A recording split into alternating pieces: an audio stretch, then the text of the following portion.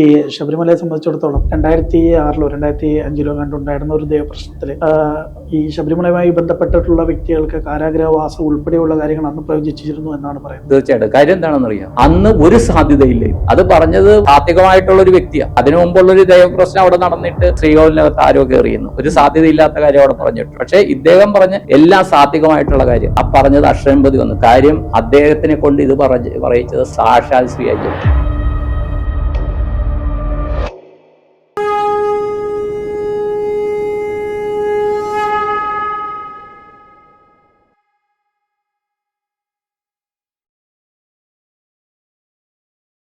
നമസ്തേ, ഭഗവാൻ ഓൺലൈനിലേക്ക് എല്ലാവർക്കും സ്വാഗതം. നമുക്കൊപ്പം ചേരുന്നത് ആസ്ട്രോ മോട്ടിവേറ്റർ ആയിട്ടുള്ള ശ്രീനിവാസ പൈ സാറാണ്. സർ നമസ്കാരം. നമസ്കാരം. നമ്മൾ ഇന്ന് ചോദിക്കുന്ന ഒരു ചോദ്യം എന്ന് വെച്ച് കഴിഞ്ഞിട്ടുണ്ടെങ്കിൽ, ഇപ്പം ശബരിമലയാണല്ലോ പ്രധാനപ്പെട്ട ഒരു ചർച്ചാ വിഷയം. അപ്പം അതിനെ സ്പിരിച്വലായ ഒരു കാര്യങ്ങൾ കൂടി നമുക്ക് ഒരുപാട് സംശയങ്ങൾ അതിനോട് ഒപ്പന്നുണ്ട്. അപ്പോൾ ഇതിനകത്ത് ഏറ്റവും പ്രധാനപ്പെട്ട ഒരു വാർത്തകളിൽ നിറഞ്ഞു നിൽക്കുന്നത് തന്ത്രിയുടെ അറസ്റ്റാണ്. തന്ത്രിയുടെ അറസ്റ്റ് ചെയ്യുന്ന ഘട്ടത്തിൽ പല മാധ്യമങ്ങളും കൊടുത്തത് തന്ത്രി അവിടുത്തെ ഈ അയ്യപ്പന്റെ പിതാവാണ് എന്ന തരത്തിലാണ്. ചിലർ കൊടുത്തിരിക്കുന്നു പിതൃസ്ഥാനീയനാണെന്ന്. എന്താണ് അതിൻ്റെ അകത്തെ ഒരു സത്യാവസ്ഥ? എന്താണ് ക്ഷേത്രത്തിന്റെ തന്ത്രി എന്ന് പറയുന്നത്? പിതൃസ്ഥാനീയനാണ് തന്ത്രി, ആ വ്യക്തിയല്ല.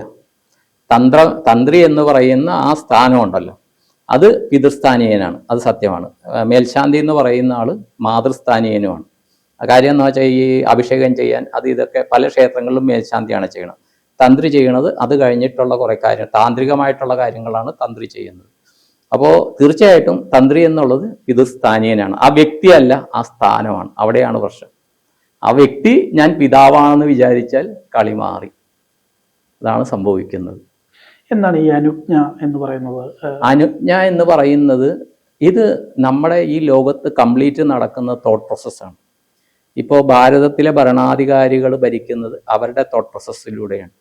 അമേരിക്കയുടെ ഭരണാധികാരി നമുക്ക് ചുങ്കം ഏർപ്പെടുത്തുന്നത് പുള്ളിയുടെ തോട്ട് പ്രോസസ്സാണ്, അപ്പോഴപ്പോഴുള്ള തോട്ട് പ്രോസസ്സാണ്. അപ്പൊ ഈ കംപ്ലീറ്റ് നമ്മുടെ ഈ തരംഗങ്ങളുണ്ട്, ഈ പ്രപഞ്ചത്തിൽ തരംഗങ്ങളുണ്ട്. അതിൽ കുറേ ചിന്തയായിട്ട് നമ്മളിലേക്ക് വരും. നമുക്കറിയില്ല നമ്മുടെ ചിന്ത എവിടെ നിന്ന് വരുന്നു, എങ്ങോട്ട് പോകുന്നു എന്നറിയില്ല അല്ലെ. ഒരു ദിവസം 60,000-ഓളം ചിന്തകൾ വരുന്നു എന്നാണ് മൈൻഡ് പവർ ക്ലാസ്സുകാർ പറയുന്നത്. അതിൽ ചില ചിന്തകൾ നമുക്ക് ഉൽപ്പാദിപ്പിക്കാൻ പറ്റും, നമ്മുടെ ആവശ്യത്തിലേക്കുള്ള ചിന്തകൾ. ചില ചിന്തകൾ ഓട്ടോമാറ്റിക്കായിട്ട് വരികയാണ്. അപ്പോ അനുജ്ഞ എന്ന് പറഞ്ഞാൽ ദൈവം ഈ വ്യക്തിയെ തോന്നിപ്പിക്കുന്നു എന്ന് പറയുന്ന കാര്യമാണ് അനുജ്ഞ. ഇപ്പൊ ഞാൻ സാറുമായിട്ടിരിക്കുകയാണ്, ഇവിടത്തെ ഒരു സംബന്ധിച്ച് ഞാനൊരു കാര്യം, ഇത് എനിക്ക് ദൈവം തോന്നിച്ച അനുജ്ഞയാണെന്ന് ഞാൻ സാറിനോട് പറയുമ്പോൾ അതിന് സാമ്യമായിട്ടുള്ള അനുഭവങ്ങൾ സാറിൽ വരണം. ഇല്ലാത്തിടത്തോളം എനിക്ക് തോന്നിച്ചത് സാറിന് ശരിയാകണമെന്നില്ല. ഇപ്പൊ അവിടത്തെ കാര്യത്തിൽ എനിക്ക് തോന്നിയിരിക്കുന്നത് മിസ്റ്റേക്ക് വന്നിരിക്കും. അപ്പൊ ചെയ്യണമെന്ന് വെച്ചാൽ നമുക്ക് എന്ത് കാണണമോ അത് ഇപ്പൊ അവിടെ കണ്ടിട്ടുണ്ടോ, മേൽശാന്തിനെ തിരഞ്ഞെടുക്കാനായിട്ട് നറുക്കിടും അല്ലെ ശബരിമലയിൽ. ആ നറുക്കിട്ട് കഴിഞ്ഞാൽ അവിടെ കുട്ടികൾ എന്ന് പറഞ്ഞാൽ ഈ തിരിച്ചറിവ് ഇല്ലാത്ത 7-8 വയസ്സുള്ള കുട്ടികളെ കൊണ്ടാണ് ഇതിലെത്തിക്കുന്നത്. കാര്യം എന്ന് വെച്ചാൽ കുട്ടികളിലൂടെയാണ് കുട്ടികൾ പറയുന്നത്, കുട്ടികൾ ചെയ്യുന്നതിലൂടെയാണ് ഭഗവാൻ പ്രവർത്തിക്കണം എന്നാണ് പറയുന്നത്, അല്ലെങ്കിൽ കൃഷ്ണൻ പ്രവർത്തിക്കണം, അല്ലെങ്കിൽ മായ പ്രവർത്തിക്കണം എന്ന് പറയുന്നത്. അപ്പോൾ ശരിക്കും നമ്മളൊരു ഇങ്ങനത്തെ അനുജ്ഞ അല്ലെങ്കിൽ ദൈവാധീനം എടുക്കുമ്പോഴത്തേക്കും നമുക്ക് എന്താണോ അറിയേണ്ടത് അത് സാധാരണ ചെയ്യുന്നത് ആ ദേവന് ഇഷ്ടമുള്ള വസ്തു, ചിലപ്പോൾ മിക്കതും പുഷ്പമാണ് എടുക്കുന്നത്. ഇപ്പൊ ഞങ്ങൾ ഗൗഡസാരസ ബ്രാഹ്മണരായിരിക്കുന്നിടത്തോളം ഞങ്ങൾക്ക് ഈ ഇതുണ്ട്. എന്ത് കാര്യത്തിനും ദൈവാനുകൂല്യം നോക്കും. ഇപ്പോ ഒരു വിവാഹം നടത്തണം, ജ്യോതിഷന്മാര് പറഞ്ഞ് ഇത് ഒരു 50, 55, 60% ചേർച്ചയുള്ളൂ, നിങ്ങൾക്ക് വേണമെങ്കിൽ ചേർക്കാം എന്ന് പറഞ്ഞു കഴിഞ്ഞാൽ ഞങ്ങൾ ചെയ്യണമെന്ന് വെച്ചാൽ ഞങ്ങളുടെ ക്ഷേത്രം എന്ന് പറഞ്ഞാൽ ഈ 3 നേരം പൂജയുള്ളത്, രാവിലെ തുടങ്ങി അങ്ങനത്തെ ആ കാര്യങ്ങളെല്ലാം ഉള്ള ഉപദേവന്മാർക്കെല്ലാം പൂജയുള്ള മഹാക്ഷേത്രങ്ങളുണ്ട്. ആ ക്ഷേത്രങ്ങളിൽ പോയിട്ട് ദൈവാനുകൂല്യത്തിന് ചീട്ടാക്കും. അത് 50 രൂപ എന്തെങ്കിലുമാണ്. എന്നിട്ട് അവര് അകത്ത് നിന്ന് ചില ക്ഷേത്രങ്ങളിൽ 2 പൊതി കൊണ്ടുവരും. ഈ പൊതി കൊണ്ടുവന്ന് പുറത്ത് കൊണ്ടുവന്നിട്ട് അവിടെ ഏതെങ്കിലും ഉള്ള കുട്ടീനെ കൊണ്ടെടുപ്പിക്കും. എന്നിട്ട് അതിലെ ഒരു പൂവ് ഏതാണോ അവിടുത്തെ ചൈതന്യം, ആ ചൈതന്യത്തിന്റെ ഹിതമനുസരിച്ച് ആദ്യമേ പറയും ഇന്ന പുഷ്പമാണ് കിട്ടുന്നതെങ്കിൽ നിങ്ങൾക്ക് കാര്യം അനുകൂലമാണ്, അതുമായിട്ട് മുന്നോട്ട് പോവാം. അത് അല്ലാത്ത പക്ഷം പാടില്ല എന്നുള്ളത്. അങ്ങനെ നോക്കൂ. ഇത് വാഹനം വാങ്ങിക്കുന്ന കാര്യത്തിൽ, ഒരു സ്ഥലം വീട് വാങ്ങിക്കുന്ന കാര്യത്തിലൊക്കെ ഇത് നോക്കുന്നുണ്ട്. അപ്പൊ പക്ഷെ അത് അവിടെ ഇരിക്കുന്ന ശാന്തി പറയുകയാണ്, അല്ലെങ്കിൽ അവിടത്തെ പൂജാരി പറയുകയാണ് എനിക്ക് ദൈവം അനുജ്ഞ നൽകി എന്ന് പറഞ്ഞാൽ എത്രമാത്രം ഇത് ശരിയെന്ന് പറയാൻ പറ്റൂല. കാര്യം ഇപ്പോഴത്തെ ഈ സംഭവവികാസങ്ങൾ വളരെ ഖേദകരമായ രീതിയിലാണ്. കാര്യം ഒരു തന്ത്രി എന്ന് പറഞ്ഞ അദ്ദേഹത്തെ അറസ്റ്റ് ചെയ്യുക, പ്രത്യേകിച്ച് മകരവിളക്ക്, അത് വളരെയധികം ഖേദകരമായ ഒരു സംഭവമാണ്. വിശ്വാസികളെ സംബന്ധിച്ചോളം വളരെ മുറിവേൽപ്പിച്ച ഒരു കാര്യമാണ്. പ്രത്യേകിച്ച് ഇത്രയും സീനിയർ ആയിട്ടുള്ള ഒരാളെ ഇങ്ങനെ ചെയ്തു എന്ന് പറയുമ്പോൾ. പക്ഷെ ഇതിന്റെ പുറകിലും പബ്ലിക് കുറേയധികം അറിയാനുണ്ട്. ഞാൻ പറയണത് അദ്ദേഹത്തിനെ അയ്യപ്പസ്വാമി ചേർത്ത് നിർത്തിയിരിക്കുകയാണ്. എന്തോ അദ്ദേഹത്തിന് വലിയ ഇത് വരേണ്ടത്, ഞാൻ നിന്റെ കാര്യം നോക്കാം. ഇതിൽ ആരെങ്കിലും അദ്ദേഹത്തെ കരുവാക്കിയിട്ടുണ്ടെങ്കിൽ തിരിച്ചടി ഭയങ്കരമായിരിക്കും. കാര്യം എന്ന് വെച്ചാൽ അയ്യപ്പന്റെ പിതൃസ്ഥാനീയനായിട്ട് എത്രയോ വർഷങ്ങൾ തന്ത്രം അനുഷ്ഠിച്ചതാണ്. അദ്ദേഹത്തിന് തെറ്റ് പറ്റിയിരിക്കാം. അതിന്റെ എന്തോ തെളിവുകളാണ് ഇങ്ങനെ ഇരിക്കുന്നതായിരിക്കാം. തെറ്റുപറ്റിയതിന്റെ ഒരു ശിക്ഷ എന്ന നിലയിലാണോ ഇപ്പോഴത്തെ കാലം? ശിക്ഷ എന്ന് പറയാൻ പറ്റൂല. അതിന്റെ തെളിവുകൾ സ്വീകരിക്കാനാണ് ഇത് ചെയ്യുന്നത്. പക്ഷെ അദ്ദേഹത്തെ ആരെങ്കിലും കരുവാക്കിയെങ്കിൽ ആ സ്ഥാനത്ത് ഈ ബ്രാഹ്മണർക്കുള്ളൊരു കാര്യം എന്താണെന്ന് ഈ സാത്വികർക്കുള്ളൊരു കാര്യം നോ പറയാൻ അറിയില്ല. പലരും പലതും പറയുമ്പോൾ ഇവർ എല്ലാം ശരിയെന്ന് വിചാരിക്കും. മനസ്സിലായി? അത് വരുമ്പോൾ കാര്യം എത്രയോ പേരാണ് പോണത്. ഇപ്പോൾ ഞാനും പോയിട്ട് ശബരിമല പോയ ചില സമയത്ത് പണ്ട് മണ്ഡലകാലത്ത് പോകുമ്പോൾ എൻ്റെ ഗുരു ബ്രഹ്മശ്രീ കൃഷ്ണൻ തിരുമേനിയുടെ കൂടെ പോയിട്ടുണ്ട്. അപ്പോൾ അദ്ദേഹത്തിന്റെ കൂടെ 86 ആദ്യം 86 ഞാൻ പോകുന്നത് അദ്ദേഹത്തിന്റെ കൂടെ. അപ്പോൾ അദ്ദേഹം മണ്ഡലകാലം അല്ലാത്ത സമയത്താണ് പോകുന്നത്. തന്ത്രിയുടെ അടുത്ത് പോകും, സംസാരിക്കുക. അപ്പോൾ അവിടെ ചെല്ലുമ്പോൾ തന്ത്രി മേൽശാന്തി ഫ്രീ ആണെങ്കിൽ അവരെയും കണ്ട് ഒന്ന് തൊഴുക, നമസ്കരിക്കുക എന്നുള്ളത് നമ്മുടെ ശീലമാണ്. അവരിലൂടെ ഇത് അയ്യപ്പൻ സംസാരിക്കുക. അപ്പൊ പല കാര്യങ്ങളും അവര് ചെയ്യുന്ന എന്താ വെച്ച് കഴിഞ്ഞാൽ ചോദിക്കുന്ന ആൾക്ക് വിഷമം വരാത്ത രീതിയിലായിരിക്കും മറുപടി കൊടുക്കുന്നത്. അതിൽ ചിലപ്പോൾ പെട്ട് കാണും. പിന്നത്തെ ഒരു കാര്യത്തിൽ എന്താണെന്ന് വെച്ച് കഴിഞ്ഞാൽ ഇപ്പോൾ ക്ഷേത്രത്തിലെ പല സാധനങ്ങളും വേറെ ആരും കൈപ്പറ്റാൻ പാടില്ല, തന്ത്രിയായിരിക്കണം കൈപ്പറ്റണം. പല സാധനങ്ങളും കൈപ്പറ്റണത് ഇപ്പോൾ ചർച്ച നടക്കുന്ന ഒരു സംഭവമാണ് കൈപ്പറ്റുന്നത്. പക്ഷേ നമ്മൾ ക്ഷേത്രത്തിൽ ചെന്ന് പ്രാർത്ഥിക്കണം, അല്ലെ? ഞാനും സാറും എല്ലാം പോയി പ്രാർത്ഥിച്ച് നമ്മുടെ പ്രശ്നങ്ങൾ മാറ്റി തരണമെന്നാണ് നമ്മൾ പ്രാർത്ഥിക്കുന്നത്. സാധാരണ ഒരു മനുഷ്യൻ തൊട്ട് കോടീശ്വരൻ വരെ പോയി ഭഗവാന്റെ അടുത്ത് പറയുന്നത് നമ്മുടെ കാര്യങ്ങൾ വഴി ശരിയാക്കി തരണമെന്നാണ്. അപ്പൊ ഇതിന്റെ തടസ്സങ്ങളൊക്കെ ആ ക്ഷേത്രത്തിൽ ഇങ്ങനെ ഡംപ് ചെയ്യാണ്. നമ്മൾ തന്നെ ഭഗവാനോട് പ്രാർത്ഥിച്ച് ഭഗവാൻ തഥാസ്തു പറഞ്ഞ് ഇതൊക്കെ ഡംപ് ചെയ്യാണ്. ഈ ഡംപ് ചെയ്യുന്നത് താന്ത്രിക വിധിയിലൂടെ മാറ്റുന്ന ചടങ്ങ് ചെയ്യുന്ന തന്ത്രിയാണ്. മേൽശാന്തി ദൈനംദിന ബാക്കി കാര്യം ചെയ്യുമ്പോൾ താന്ത്രിക വിദ്യകൾ പല സമയത്തും അതിനെ ഉപയോഗിക്കുന്ന അസുരവാദ്യമായ ചെണ്ട, അതിന്റെ താളത്തിൽ ഇത് ചെയ്യുന്നത് ഇങ്ങനത്തെ കുറെ അധികം ടോക്സിക്കുകൾ, നെഗറ്റീവായിട്ടുള്ള ടോക്സിക്കുകൾ ഇദ്ദേഹം ഇതിലൂടെ മാറ്റുകയാണ്.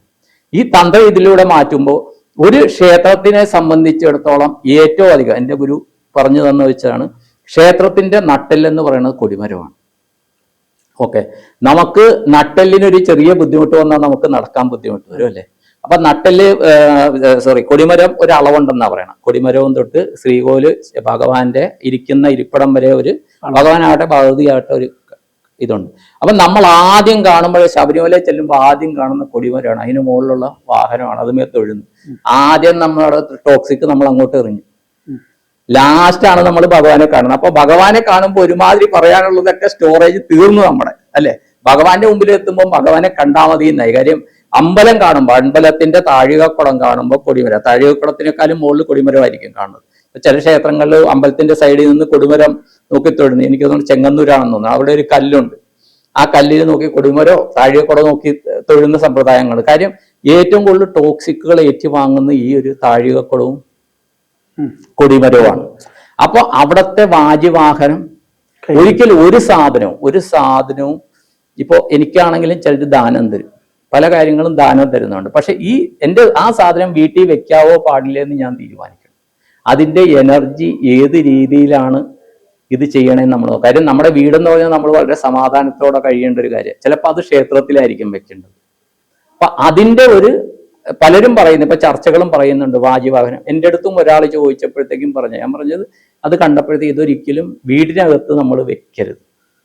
പലതും ഭഗവാന്റെ സാധനങ്ങൾ, അതുപോലെ ഈ സന്യാസിമാരുടെ വസ്ത്രങ്ങൾ നമ്മൾ അനുഗ്രഹപൂർവ്വം വാങ്ങും, പക്ഷേ ഒരിക്കലും വീട്ടിൽ വെക്കരുത്. നമ്മൾ വീടിന്റെ പുറത്ത് ശുദ്ധമായിട്ടുള്ളിടത്ത് വേണം വെക്കാൻ. ഭഗവാന്റെ പട്ട്, പ്രത്യേകിച്ച് ഇങ്ങനത്തെ യോഗീശ്വര ഭാഗത്തിലുള്ള ഭഗവാന്റെ പട്ടൊന്നും വാങ്ങിച്ചു വെക്കരുത്. പക്ഷെ വേറൊന്ന് ഞാൻ പറയാം, എനിക്ക് പോളിയോയുടെ എഫക്റ്റ് വന്നതാണ് 76. അത് കഴിഞ്ഞിട്ട് ശബരിമലയിൽ പോയി. അന്ന് ശബരിമലയിൽ പോയപ്പോൾ അവിടെ നിന്ന് അച്ഛന് ചെമ്പ് കൊണ്ടുള്ള അയ്യപ്പ യന്ത്രം കിട്ടി. ഇപ്പോ വർഷങ്ങൾ 47-48 വർഷങ്ങൾ ഇപ്പോഴും നമ്മുടെ വീട്ടിലുണ്ട്. അത് ഒരു ഐശ്വര്യമാണെന്നാണ് ഞാൻ കരുതുന്നത്. അങ്ങനത്തെ ചില സാധനങ്ങളുണ്ട്. അത് അന്ന് അത്രയും മുമ്പ് ഏതെങ്കിലും അവിടത്തെ തിരുമേനി കൊടുത്തതായിരിക്കാം. അത് നമ്മൾ സൂക്ഷിച്ചു വെക്കുന്നുണ്ട്. പക്ഷെ അമ്പലത്തിലെ ഒരു സാധനം പലരും നമ്മൾ പറയും അമ്പലത്തിൽ നിന്നൊരു തരി മണ്ണ് കൊണ്ടുപോകരുത്, ഇപ്പൊ മണ്ണാർശാല അങ്ങനെയൊക്കെ നമ്മൾ കേൾക്കുന്നുണ്ട്. കാര്യം എന്താണെന്ന് വെച്ചാൽ ആ എനർജി നമുക്ക് താങ്ങൂല. നമ്മുടെ സാധാരണ ജീവിതത്തിന് എന്താണ് സന്തോഷകരമായി നമ്മുടെ നല്ല സ്മൂത്തായിട്ട് പോകുന്ന ജീവിതത്തിന് ഈ ടോക്സിക്കുകൾ ബുദ്ധിമുട്ടുണ്ടാക്കും. നമ്മൾ തീർത്ഥമൊക്കെ കൊണ്ടുവരുന്നതിൽ തീർത്ഥം കുഴപ്പമില്ല. അപ്പൊ ഞാൻ പറയുന്നത് അവിടത്തെ ഇപ്പൊ പുഷ്പം കൊണ്ടുവന്നു, പടച്ചോറ്, അതൊക്കെ പടച്ചോറ് നമുക്ക് കഴിക്കാവുന്ന. അവിടത്തെ പുഷ്പം കൊണ്ടുവന്നിട്ട് വേശി കൊണ്ടുപോയിട്ട് ഇങ്ങനെ ഇരിക്കും. അത് പണ്ടത്തെ ആൾക്കാർ ചെയ്തിരുന്നു. ഇത് മാല കെട്ടിട്ട് പ്ലാവെ കെട്ടും, മരം അവിടെ കെട്ടുമ്പോൾ അതില് ഫലം കൂടുതൽ കിട്ടും എന്നുള്ളതാണ്. ഞങ്ങളൊക്കെ പണ്ട് മാവേലും ഇതുമേലും ഒക്കെ കെട്ടുമ്പോഴത്തേക്കും അത് അതുമേലിരുന്ന് ഉണങ്ങിയിട്ട് അത് പോട്ടെ. പക്ഷെ ഒരിക്കലും നമ്മൾ വേസ്റ്റിലിടരുത്. നിസാരം നമ്മൾ വീട്ടിൽ കൊളുത്തുന്ന തിരി ഉണ്ടല്ലോ, തിരി പോലും നമ്മൾ വേസ്റ്റിലിടാൻ പാടില്ല. അത് ശുദ്ധമായിട്ട് നമ്മൾ കത്തിക്കുന്നിടത്ത് വെക്കുക. വേറെ വേസ്റ്റ് കത്തിക്കുന്നിടത്ത് അത് പാടില്ല. അതിന് അതിൻ്റെതായ ശുദ്ധിയുണ്ട്. തീർച്ചയായും. അവസാനമായിട്ട് ഒരു ചോദ്യം കൂടെ. ഈ ശബരിമലയെ സംബന്ധിച്ചിടത്തോളം 2006-ലോ 2005-ലോ കണ്ടുണ്ടായിരുന്ന ഒരു ദേവപ്രശ്നത്തില് ഈ ശബരിമലയുമായി ബന്ധപ്പെട്ടിട്ടുള്ള വ്യക്തികൾക്ക് കാരാഗ്രഹവാസം ഉൾപ്പെടെയുള്ള കാര്യങ്ങൾ അന്ന് പ്രവചിച്ചിരുന്നു എന്നാണ് പറയുന്നത്. ഈ ദേവപ്രശ്നം എന്ന് പറയുന്നത് ഈ ദേവന്റെ കൃത്യമായിട്ടുള്ള ഒരു എന്താണ് നമ്മളോട് കമ്മ്യൂണിക്കേറ്റ് ചെയ്യുന്നത് അത് തന്നെ ലഭിച്ചു എന്ന് വേണം കരുതാൻ. തീർച്ചയായിട്ടും. കാര്യം എന്താണെന്നറിയാം, അന്ന് ഒരു സാധ്യതയില്ലായിരുന്നു. അന്ന് 2005 ഏതോ ഒരു ഞാനും കണ്ടത്, അത് പറഞ്ഞത് ഭയങ്കര എന്താണ് സാത്വികമായിട്ടുള്ള ഒരു വ്യക്തിയാണ്.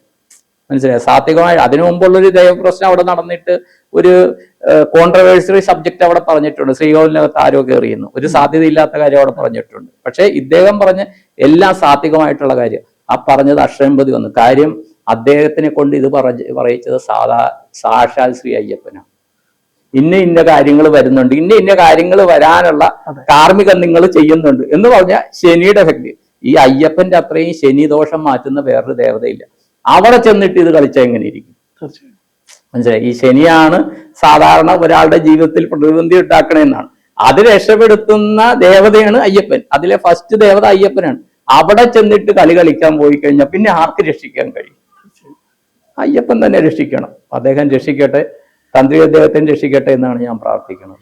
തീർച്ചയായും. വളരെ നന്ദി.